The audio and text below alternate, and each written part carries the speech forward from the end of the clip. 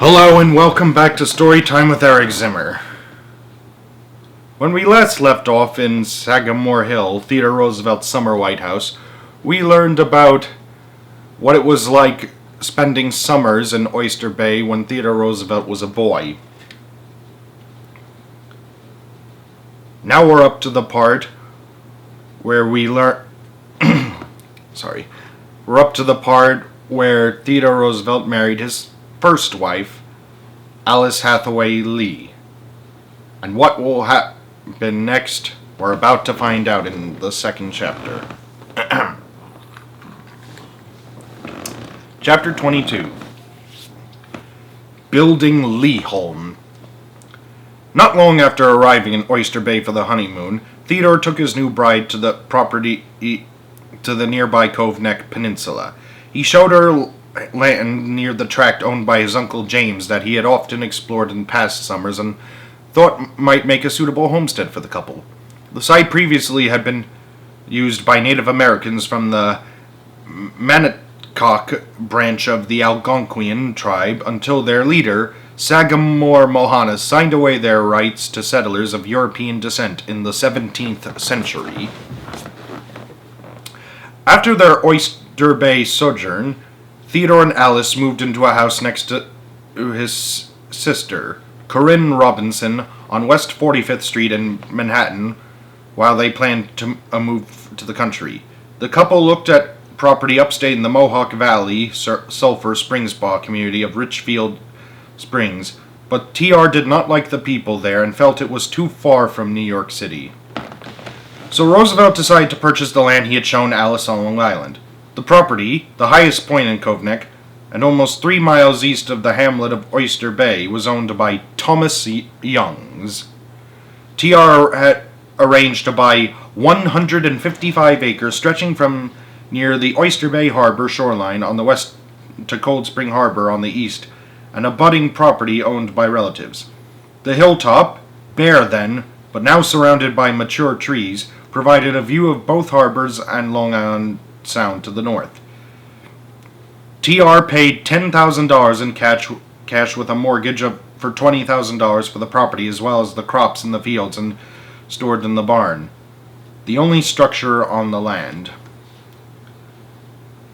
The old barn was wood-framed with vertical sliding and large hinged doors on the side in the style of English barns. The building was located on the southern boundary, about 400 feet southeast of where the main house would be constructed, on a wheat field at the highest point of the tract, 168 feet above sea level. The old barn was wood-framed with vertical sliding and large hinged doors on the side in the style of... Youngs and 3 relatives conveyed the property in 3 deeds dated from November 22nd, 1880 to August 22nd, 1883. The new Roosevelt homestead included 800 feet of Cold Spring Harbor beachfront split by tidal Eel Creek, which was crossed by a wooden bridge. There were also 2 ponds. One was near the beach and the other in the center of the northern section. The pond by the beach, known as Lower Lake, would become a favorite of the Roosevelt children, as turtles were frequently seen there. There was a glacial kettle hole north of the house called the Devil's Punch Bowl. The Roosevelts used the 30-foot depression as a ski slope. The property sloped steeply on the southwest and southern and eastern sides. Automobiles had a difficult time traversing the 35% southwestern grade in the early 1900s. Because of the home's eminence and its history, TR would ultimately name his domain for the Manicock leader. Sagamore Hill takes its name from the old Sagamore Mohannis, who as chief of his little tribe signed away his rights to the land 250 years ago, he wrote in a 1913 magazine article.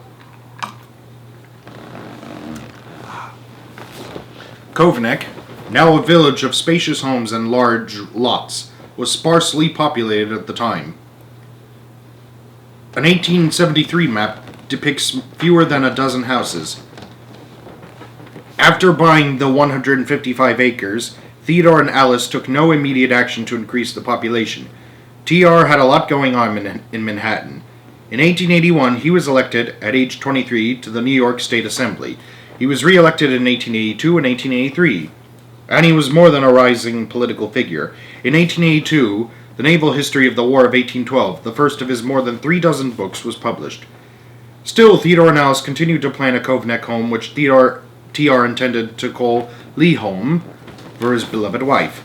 The New York City architectural firm of Lamb and Rich was hired to design a stable lodge, which would house livestock and farm workers, and later the family residence.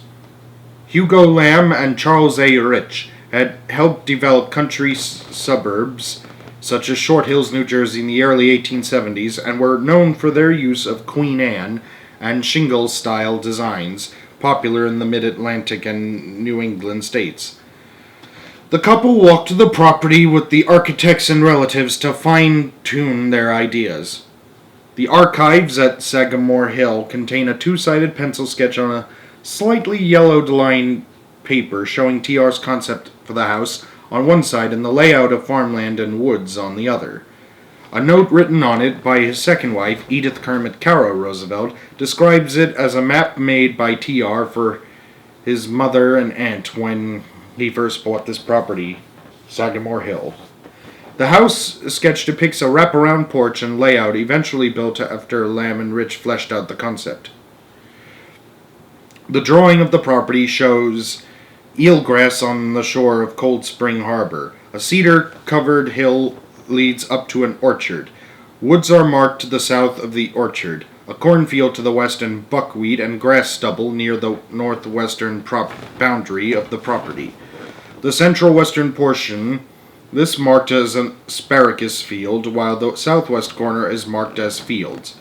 On October 20th, 1883, Roosevelt signed a contract with John A. Wood and Son of Lawrence, Long Island, to build the stable and lodge by the following February 1st for $5,160. It was situated 700 feet northeast of where the house would be built. The shingle-sided L-shaped stable and lodge faced west and was approximately 65 feet by 75 feet. One side provided shelter for cows and horses as well as storage for hay and grain. The other side became the home of caretaker Noah Seaman. The structure was destroyed by a fire in 1944. As for the design of the main house, T.R. had a strong sense of what he wanted, at least for the interior. He recalled in a letter to a magazine editor more than 3 decades later, "My means were strictly limited, and I didn't know enough to be sure what I wished in outside matters. But I had perfectly definite views what I wished in inside matters. I wished a big piazza, very broad at the northwest corner, where we could sit in rocking chairs and look at the sunset. A library with a shallow bay window opening south. The parlor or drawing room occupying all the west end of the lower floor. As broad a hall as our space would permit. Big fireplaces for logs. On the top floor, the gun room occupying the western end so that the north and west it looks over the sound and bay."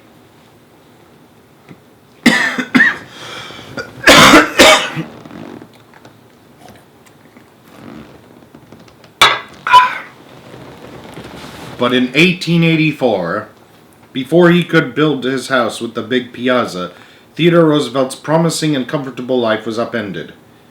Initially, the future was bright. Alice gave birth to their first child, a daughter named for her, on February 12th, while T.R. was in Albany for the assembly session. 2 days later, he suffered the greatest loss in his life. His wife and mother died at Mitty's house on West 57th Street on the same day, Valentine's Day. His mother succumbed at 3 a.m. from typhoid fever. Alice was the victim of kidney inflammation from Bright's disease 11 hours later. In his diary, Roosevelt wrote only 8 words. "The light has gone out of my life." Well, it did, for the time being, but we'll get that later on. Surprisingly, despite the black care of depression that enveloped him, only 2 weeks later Roosevelt moved ahead with construction of the house in Cove Neck. At the urging of Bammy, TR concluded that he still needed a permanent home for his daughter, who had been placed temporarily with his sister in Manhattan. He signed the agreement, and on March 1st, 1884, with John A. Wood and Son to build the house designed by Lamb and Rich for $16,975. Construction commenced in May. The amount was modest in the era when the median cost of a country house was between $20,000 and $30,000. Many of Roosevelt's future Long Island neighbors owned homes in New York City and only summered in Oyster Bay. But since he could not afford that, he had Sagamore Hill built as a year-round residence with 2 hot air furnaces and 10 fireplaces, which turned out to be inadequate. TR built as the North Shore was beginning to evolve into the Gold Coast, the summer home location for newly minted millionaires like the Vanderbilts, rather than old money families like the Roosevelts. Unlike the large surrounding estates, Sagamore Hill was not laid out by a landscape architect and did not have classical formal gardens or a large farm complex. For the size of the property, however, Sagamore's farming operation was fairly substantial. Half of the acreage was either planted with wheat, rye, or corn, or used as several large pastures, while the gardens occupied another 3 acres. Most other estates featured mansions with more rooms than the 28 of Sagamore Hill.